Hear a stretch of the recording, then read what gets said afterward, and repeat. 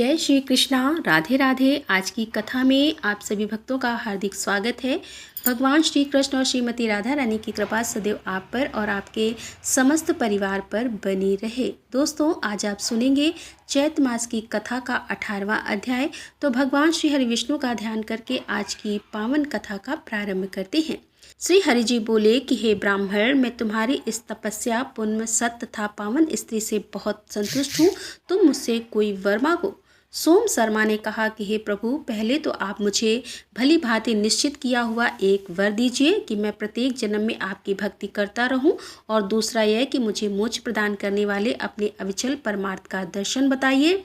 तीसरे वर के रूप में मुझे एक ऐसा पुत्र दीजिए जो अपने वंश का उद्धारक, दिव्य लक्षणों से संपन्न, विष्णु भक्ति परायण, मेरे कुल को धारण करने वाला, सर्वज्ञ और सर्वस्व दान करने वाला, जितेंद्रीय, तप और तेज से युक्त देवता, ब्राह्मण तथा इस जगत का पालन करने वाला श्री भगवान अर्थात आपका पुजारी और शुभ संकल्प वाला हो। और इसके सिवा ही श्री केशव, आप मेरी दरिद्रता हर लीजिए। श्री हरि बोले कि हे दुश्रेष्ठ, ऐसा ही होगा, इसमें तनिक भी संदेह नहीं है। मेरे प्रसाद से तुम्हें सुयोग्य पुत्र की प्राप्ति होगी जो तुम्हारे वंश का उद्धार करने वाला होगा, और तुम इस मनुष्य लोक में भी परम उत्तम एवं दिव्य मनुष्यित भोगों का उपभोग करोगे। तदंतर तुम परम गति को प्राप्त करोगे। इस प्रकार भगवान श्री हरि स्त्री सहित ब्राह्मण को वरदान देकर अंतर ध्यान हो गए।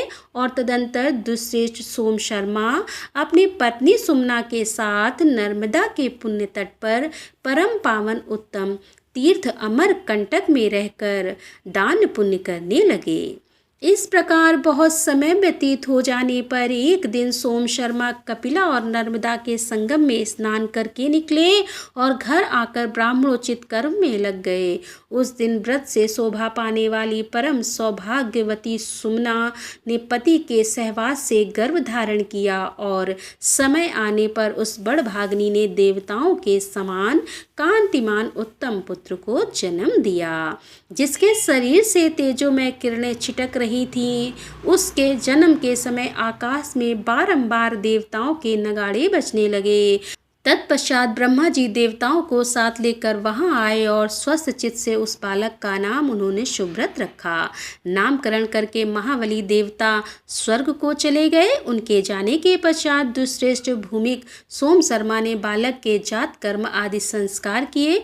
उस बड़भागी पुत्र शुभ्रत के, जो भगवान की कृपा से प्राप्त हुआ था, जन्म लेने पर ब्राह्मण के घर में धन धान से परिपूर्ण महालक्ष्मी निवास करने लगी। हाथी, घोड़े, भैंसे, सोने और रत्न आदि किसी भी वस्तु की कमी ना रही। सोम शर्मा का घर रत्नसासी से कुबेर भवन की भांति शोभा पाने लगा। ब्राह्मण ने दान पुण्य आदि धर्मों का अनुष्ठान किया, तीर्थों में जा नाना प्रकार के पुण्य में लगे रहे, और जो भी दान पुण्य हो सकते उन सबका उन्होंने अनुष्ठान किया। मेधावी सोम शर्मा का सारा जीवन ही ज्ञान और पुण्य के उपार्जन में लगा रहा। उन्होंने बड़े हर्ष के साथ पुत्र का विवाह किया।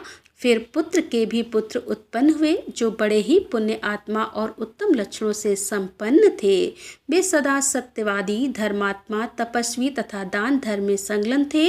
उन पुत्रों के भी संस्कारों शर्मा ने ही संपन्न किए। सुमना और सोम शर्मा दोनों ही सौभाग्यशाली थे। वे महान अभ्युदय से युद्ध होकर सदा हर्ष में ही भरे रहते थे। सूत जी कहते हैं कि एक समय महर्षि व्यास ने अत्यंत विस्मित होकर लोकनाथ ब्रह्मा जी से शुभ्रत का सारा उपाख्यान पूछा। ब्रह्मा जी ने कहा, सुब्रत बड़ा मेधावी बालक था। वह बाल काल से ही भगवान श्री विष्णु का चिंतन करने लगा। उसने गर्भ में ही पुरुषोत्तम भगवान श्री नारायण का दर्शन किया था। पूर्व कर्मों के प्रभाव से वह सदा भगवान के ध्यान में लगा रहता था।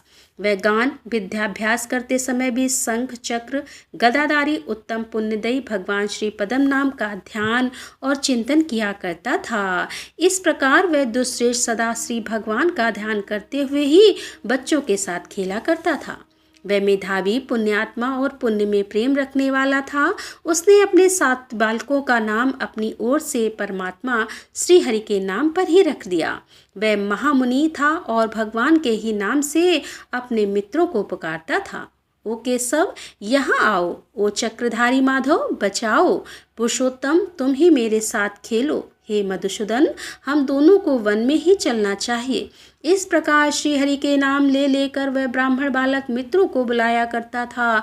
खेलने, पढ़ने, हंसने, सोने, गीत गाने, देखने, चलने, बैठने, ध्यान करने, सलाह करने, ज्ञान अर्जन करने तथा शुभ कर्मों का अनुष्ठान करने के समय भी वह श्री भगवान को ही देखता और जगन्नाथ, जनार्दन आदि नामों का उच्चारण किया करता था। विश्व के एकमात्र स्वामी श्री परमेश्वर का ध्यान करता रहता।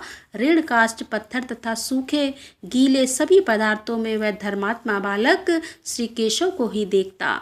कमल लोचन श्री गोविंद का ही साक्षात्कार किया करता था। सुमना का पुत्र ब्राह्मण सुब्रत बड़ा बुद्धिमान था। वह आकाश में, पृथ्वी पर, पर्वतों में, वनों में, जल, थल और पाषाण में तथा संपूर्ण जीवों के भीतर भी भगवान श्री निशिम का दर्शन किया करता था। इस प्रकार बालक के साथ खेल में सम्मिलित होकर वह प्रतिदिन खेलता तथा मधुर अक्षर और उत्तम राग से युक्त गीतों द्वारा श्री कृष्ण का गुणगान किया करता था। के गीत, ताल, लय, उत्तम स्वर और मधु से युक्त होते थे। सुब्रत कहता, संपूर्ण देवता सदा भगवान श्री मुरारी का ध्यान करते हैं, जिनके श्री अंगों के भीतर संपूर्ण जगत स्थित है। जो योग के स्वामी, पाप का नाश करने वाले और शर्तों के रक्षक हैं, उन भगवान श्री मधुसूदन का मैं भजन करता हूँ, जो संपूर्ण जगत के भीतर सदा जागते और व्याप्त रहते हैं, जिसमें समस्त गुणवान का निवास होता है तथा जो सब दोषों से रहित हैं। उन परमेश्वर का चिंतन करके मैं सदा उनके युगल चरणों में मस्तक झुकाता हूँ। जो गुणों के अधिष्ठान हैं, जिनके पराक्रम का अंत नहीं है, वेदांत ज्ञान के विशुद्ध बुद्धि वाले पुरुष जिनका सदा स्तवन किया करते हैं, इस अपार, अनंत और दुर्गम संसार सागर पार होने के लिए जो नौका के समान है, उन सर्वस्वरूप भगवान श्री नारायण की मैं शरण लेता हूँ। राधे राधे, जय श्री कृष्णा। तो दोस्तों, आज की कथा का यहीं पर समापन करती हूँ।